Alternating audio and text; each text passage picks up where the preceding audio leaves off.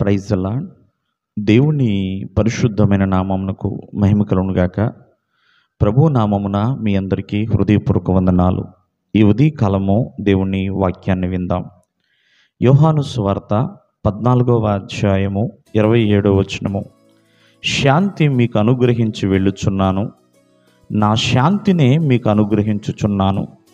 ప్రియమైన వర్లరా, ఇక్కడ దేవుని వాక్యము మనకు సెలవిస్తుంది.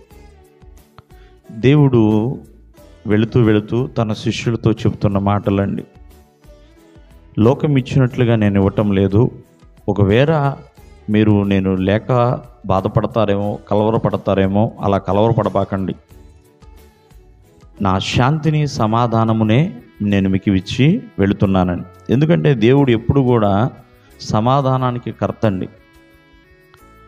ఆయన శాంతిని అనుసరించాలని ప్రభువు కోరుకుంటున్నాడు. లేకపోతే ఏదో కోపాన్నో, క్రోధమునో, కలహమునో కోరుకోవటం లేదు. మనము శాంతి సమాధానముతో, నెమ్మదితో ఎల్లప్పుడూ ఆయన ఆత్మని ఆనందింపచేస్తూ ఆయన సన్నిధిలో నిలబడేవారిగా ఉండాలనే ప్రభువు కోరుకుంటున్నాడు. ఈ రోజున శాంతి సమాధానాలు చాలామంది జీవితంలో కరువైపోతున్నాయి.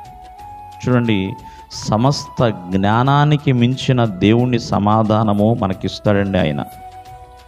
ఎంతోమంది సర్వజ్ఞానులుగా ఉండవచ్చేమో, మరి విశ్వజ్ఞానులుగా ఉండొచ్చేమో, కానీ వారి జీవితంలో శాంతి సమాధానం లేకపోతే కష్టము.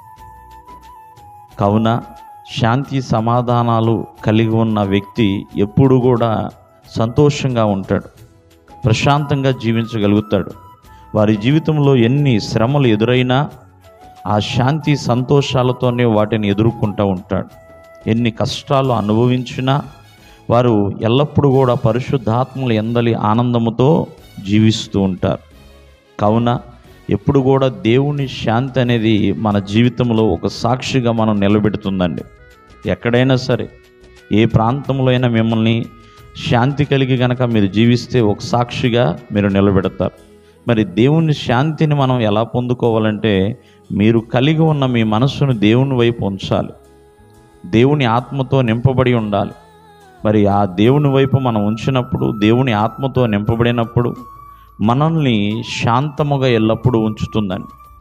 కావున కొంతమందికి మనశ్శాంతి లేక నిద్ర పట్టని వారు ఎంతోమంది ఉండొచ్చు. కానీ ఎప్పుడైతే నువ్వు ప్రశాంతంగా దేవుని శాంతిని అనుసరిస్తూ ముందుకు వెళుతున్నావో, మరి నీ జీవితంలో ఎల్లప్పుడూ సమాధానం కలిగే ఉంటుంది. దేవుడు మిమ్మల్ని ఆశీర్వదించును గాక. ఆమేన్.